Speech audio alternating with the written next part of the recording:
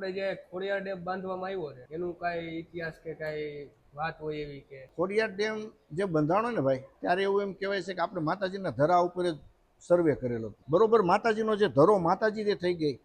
આજે આપણે વચમાં થોડીક વાત લઈએ છીએ. માતાજી જે પ્રગટ થયા ને તે રાણીનું ઝાડ 2000 વર્ષ પહેલા પ્રગટ થયા. પછી માતાજી 700 વર્ષ તો રાણીના ઝાડ નીચે બેઠા. પછી માતાજીને અહીંથી ત્યાંથી, કારણ કે મંદિર નહોતું થઈ શકે તેમ, નદી બહુ મોટી છે, તો માતાજીની રજા લઈને ઉપર લીધા. પછી આ ડેમનું જે કંઈ મુહૂર્ત થયું અને ઉપર મુહૂર્ત લીધા પછી એમના જે દાર કરવામાં આવ્યા. અહીંથી આપણે ના પાડી કે મંદિર ડૂબમાં આવે, પણ એ તો હું ત્યારે તો સમજી લ્યો કે હવે આપણી સરકાર તો ત્યારે એટલી બધી હતી નહીં, એને બહારના જ કોન્ટ્રાક્ટરો અને એન્જિનિયરો હતા. એને ઉપર કામ ચાલુ કર્યા પછી એમ કહેવાય છે કે ઘણાને વાગ્યું. આખી જે ડ્રીલું મૂકી હતી એ ગાયબ થઈ. CSG એમાં હોલ પણ આખી અંદર હોલમાં ગાયબ થઈ ગયું. એ લોકો પછી માતાજીથી કઈ એને લાગ્યું અને ધરાથી ઓલી 300 ફૂટ આઘાઈ ગયા. પછી માતાજી એમને છૂટ આપી કે હવે ન્યા બનાવો, પણ મારા ધરા ઉપર કોઈ વસ્તુ નથી બનાવવા દીધું. એટલે માતાજીને કીધા પછી ડેમ થયો. તો ડેમ તો ઘણા છે, ખોડિયાર ડેમ કેમ નામ પાડવું પડ્યું? ત્યારે તો એન્જિનિયરો બધું એવું જ હતું કે આપણા તો હજી ગુજરાતને ખબર નહોતી કઈ લાંબી, પણ એને ખબર પડી ગઈ કે આનું ડેમનું નામ પણ ખોડિયાર ડેમ રાખવું પડે, નકર આ ડેમ નહીં રહેવા દે કે માતાજી ધાગા. એટલે આ ડેમનું નામ એને હિસાબે ખોડિયાર ડેમ રાખવું.